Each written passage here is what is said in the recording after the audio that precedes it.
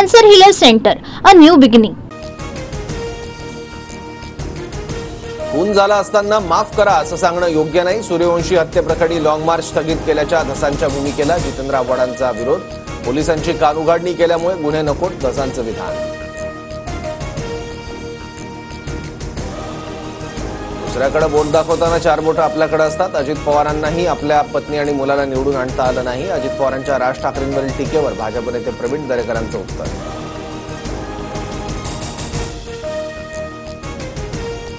संतोष देशमुखांच्या हत्येला 2 महिने पूर्ण. मंत्री धनंजय मुंडेंचा राजीनामा कधी घेणार? मुंडेंचा कराडला पाठिंबा नसता तर क्रूर हत्या झालीच नसती.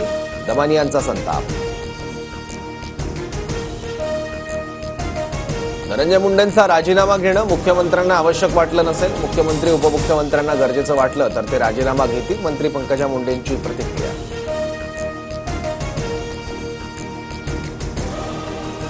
संजीव राजे नाईक निंबाळकरांची चौकशी अखेर 5व्या दिवशी संपली. फलटणसह पुण्यातील निवासस्थानी आयकर विभागाकडून सुरू होती छापेमारी.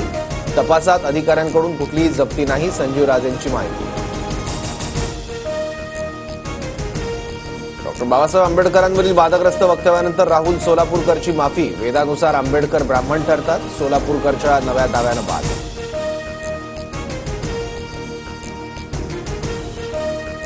राहुल सोलापूरकर जिथं असेल तिथं झोडण्याचा आव्हाडांचा इशारा.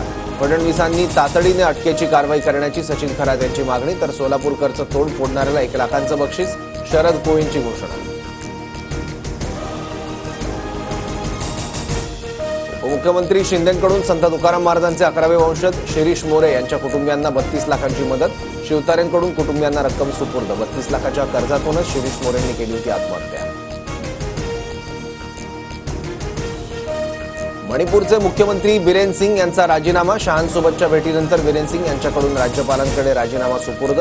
राज्यातील जातीय हिंसेनंतर राजीनाम्यासाठी होता दबाव.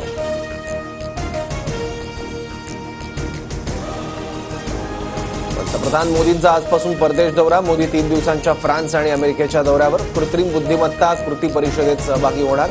मोदी आणि मॅक्रॉन यांच्यात द्विपक्षीय चर्चाही होणार. मध्य रेल्वेकडून रोहा यार्डमधील पायाभूत सुविधांसाठी उद्या ब्लॉक. कोकणातील रेल्वेगाड्यांच्या वेळापत्रकावर परिणाम होणार. रोहा अप आणि डाऊन मार्गावर सकाळी 11 वाजतापासून पावणे 4 वाजेपर्यंत ब्लॉक. दुसऱ्या एकदिवसीय सामन्यात भारताचा इंग्लंडवर 4 गडी राखून विजय. 3 सामन्यांच्या मालिकेत भारताकडे 2-0 ने विजयी आघाडी. रोहित शर्माचं शतक तर शुभमन गिलची अर्धशतकी खेळी. Cancer Healer Center, a new beginning.